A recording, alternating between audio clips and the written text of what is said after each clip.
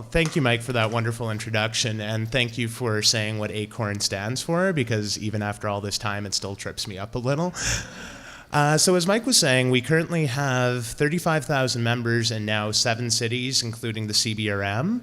To give you a bit of an idea of where ACORN comes from, I'm going to turn you to Little Rock, Alabama in the 1970s. A organizer who had previously worked with the National Welfare Rights Organization came to Little Rock, Alabama, where he worked to organize an alliance of both low-wage workers and people on assistance to fight for a common cause, and out of that, ACORN was born. It popped up in states all over the US, now in Canada. It also has a presence in India, Peru, all over the world, Ghana. What ACORN does is identify issues by activating the grassroots of a neighborhood. It uses the sheer number of people affected by an issue to win demands of all levels of government and corporations. In Canada, some major victories ACORN has won has been regulation of the payday loan industry in Ottawa, or in Ontario.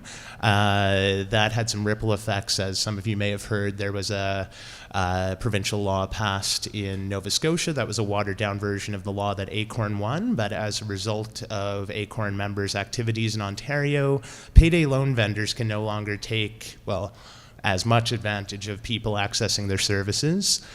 ACORN members have won victories for tenants in Toronto and Ottawa, and a current national campaign is for remittance justice. Within the remittance industry, think Western Union, those kinds of places where you're sending money overseas. Oftentimes immigrant workers get gouged on, well, both ends, and ACORN is fighting a national campaign to have that regulated. Any issue where people are taken advantage of or treated unfairly because of their income, ACORN steps in.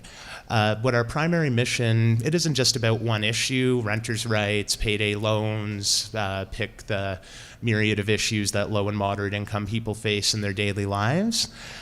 What ACORN's about is creating a mechanism to address inaction by government, indifference by corporations, and to corely involve affected communities in the decisions and issues that affect their life.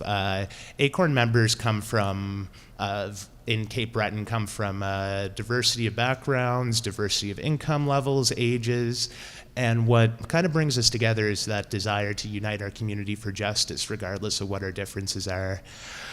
Now, locally, we've taken on a campaign to have the CBRM better enforce the minimum standards bylaw for rental housing, and I'm going to turn things over to Rhonda MacDougall Gale, who is our board chair, and I'm going to embarrass her a little and just say that she and her husband Rod are absolutely fantastic. They have been involved in this organizing drive from the beginning, and as an organizer, you sometimes get a little, things get overwhelming, and they've just been a constant source of strength and inspiration on this. So, Rhonda, can I have you up and talking?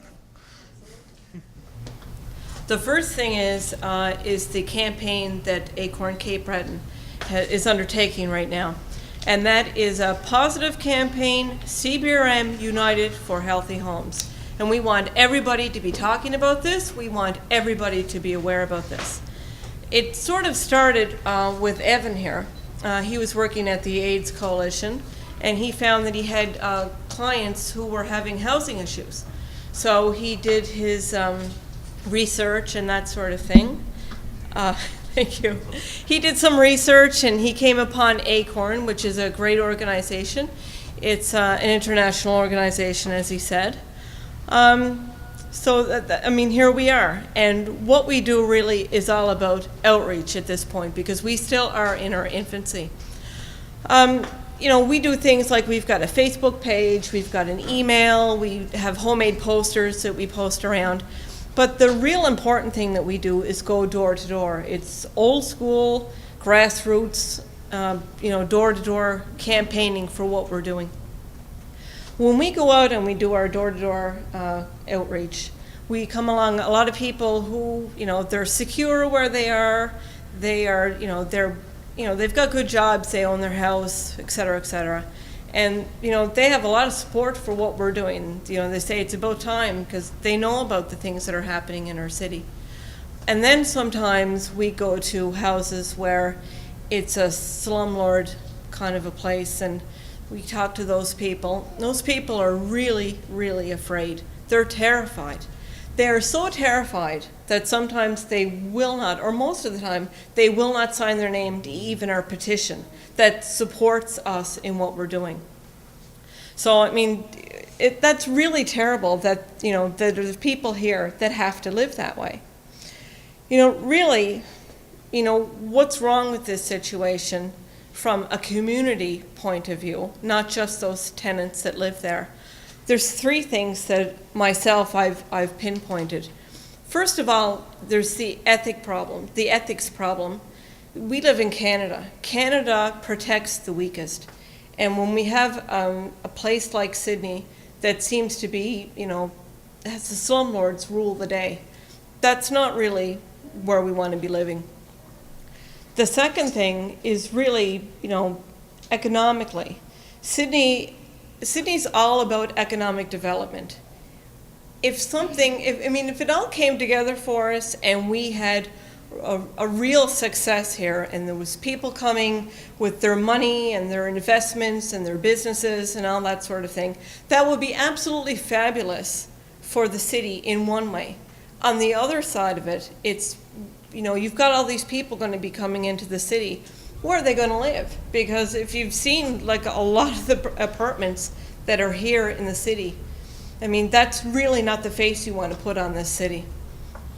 The last thing is, you know, there's the social effects. When you've got people that are living in those sorts of situations, I mean, that's not good for them. It affects their health, it affects their mental health, it affects the way that they engage with their community. And generally speaking, I mean, lots of times what happens is these people act out in a way where, you know, you've got self-destructive behavior, you might have criminal activity, these sorts of things. It's really, really hard on people's heads to be living in these sorts of situations. The response from the city. The response from the city has been twofold. The first thing is that we were told that this was not a CBRM problem. This was to do with Nova Scotia tenancies in Halifax, and that we were barking up the wrong tree. Well, there was an interview on CBC Information Morning, and Steve Sutherland had spoken to Dean Johnson, and he's the director of Nova Scotia Tenancies. And he indicated that because the CBRM has such a strong bylaw regarding minimum standards, that the city actually has the heavier authority in this matter. Okay, so they flipped around, and now there's another story. Okay, well, if people are living in these sorts of situations, they need to download the complaint form from the city's website. There's a complaint form. There is no complaint? Okay, well, they said there was a complaint form. Anyway, download the non-existent complaint form from the website. They need to fill it out with what's wrong with their apartment, and they need to sign their name to it. Well, I just said, these people are too afraid to sign their names to a petition, just supporting what it is that we're trying to do.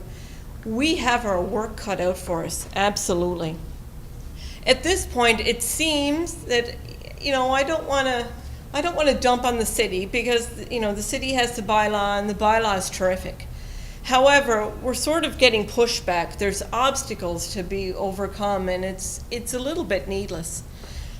One thing that I found out recently was, and this kind of blew me away, the community services directly pays these landlords / slumlords for these tenants that are in these apartments.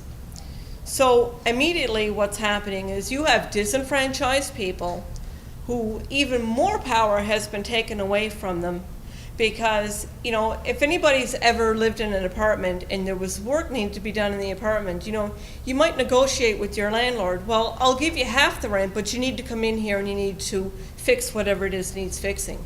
Well, that's been taken away from these people. So they're completely under the thumb of these slumlords. And it's it's all in collusion with community services.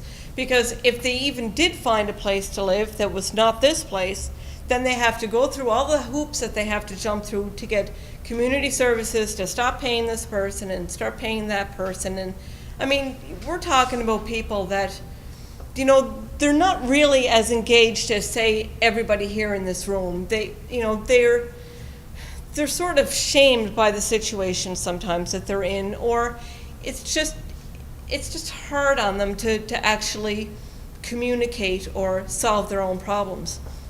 And it goes back to the idea that Canada is supposed to be protecting their weakest members. Now, what is ACORN doing? Well, we're pushing our education. We're trying to get what landlords are supposed to do and what tenants are supposed to do and that sort of thing. We have a rally on April 11th. That's down on the Esplanade, and we're really hoping all of you will be there. We're engaging with local organized groups to get some support and some feedback and that sort of thing. And we're trying at this point to develop a relationship with legal aid, because we know that down the road we're going to need that information. We're very sure we're going to be successful, and there's going to be issues that happen, and we know we'd really like to have some legal advice for those people that may need that. So my last point is, what can you do? How can you solve this problem? Well, you can get involved. You can come to a rally on April the 11th. You can join ACORN as a full member, and Evan's got the little cards right there.